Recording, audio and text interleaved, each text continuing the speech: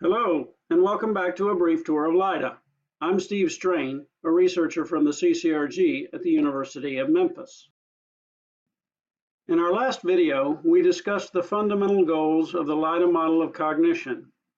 In addition to outlining an architecture that depicts the ways in which mental mechanisms and processes can be assembled into minds, the model provides the elements of a language for a narrative description of mental processes. We also outlined in broad strokes the methodology of the LIDA approach, which is composed of a science fork and an engineering fork. The science fork seeks to build simulations of biological minds, while the engineering fork seeks to apply our understanding of biological minds to the implementation of intelligent software agents. Having given an overview of LIDA's basic approach and goals for the study of mind, let's take a moment to list the two most important concepts at the core of the LIDA model. Each of these concepts is quite complex, and much more could be said about them than I have time to say here.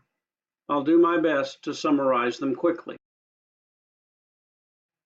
The cognitive cycle is probably the single most important concept in the model. A cognitive cycle is an atomic building block for cognitive processes. The idea of the cognitive cycle can be related back to the idea that the mind is a control structure for an autonomous agent, iteratively answering the question, what do I do next? Another basis for the cognitive cycle is suggested by the so-called perception-action cycle. It begins with a sensory event and ends with an atomic action, which we will call a behavior. Based on the case of humans, we like to think of a cycle as being a few hundred milliseconds in length.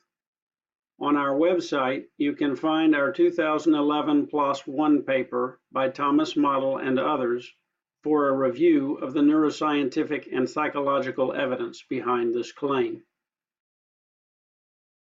Okay then, so a key hypothesis of the LIDA model is that cognition is composed of a sequence of rapid cognitive cycles. However, since brains keep taking in new information while continuing to process older information, these cycles needn't be strictly serial. In other words, cycles can overlap, meaning that the next cycle can begin before the previous cycle is complete. It's important to keep in mind that although we referred to the cognitive cycle as a kind of atom, it possesses a rich inner structure. In a later video, we will get a better idea of this inner structure when we review the LIDA diagram, which contains a graphic representation of a generic mind's architecture. There is much more that can be said about cognitive cycles. For the present, the most important point is that the cognitive cycle is one of the two central concepts of the LIDA model. The second central concept is global workspace theory, as presented in Bernard Baars' 1988 book, A Cognitive Theory of Consciousness. Consciousness is important to the LIDA model because, as part of a general understanding of mind, we wish to understand human minds.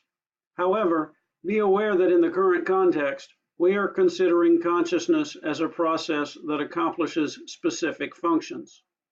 While consciousness as a mechanism may indeed be related to our experience of being conscious, the LIDA model does not address this highly controversial philosophical question.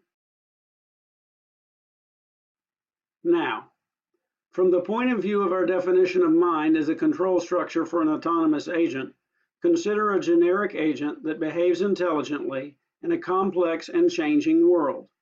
At any moment in time, lots of small processes are active in the mind of this agent, trying to make sense of the world, analyzing input, and making predictions, many more than can be acted on at any given moment.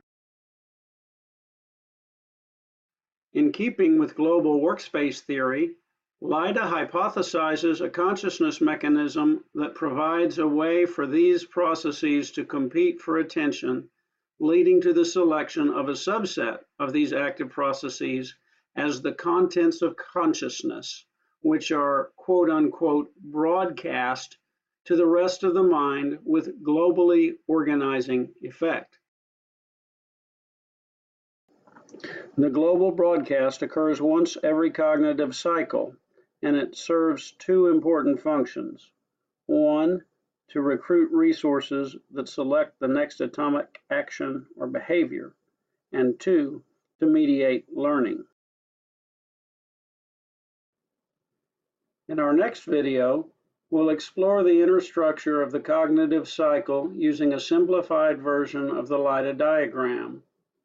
We'll also discuss in a very basic way LIDA's conception of multi-cyclic cognition, in which individual cycles link together to sustain cognitive activity over longer time periods, as occurs in some of the behavioral control we observe in biological minds.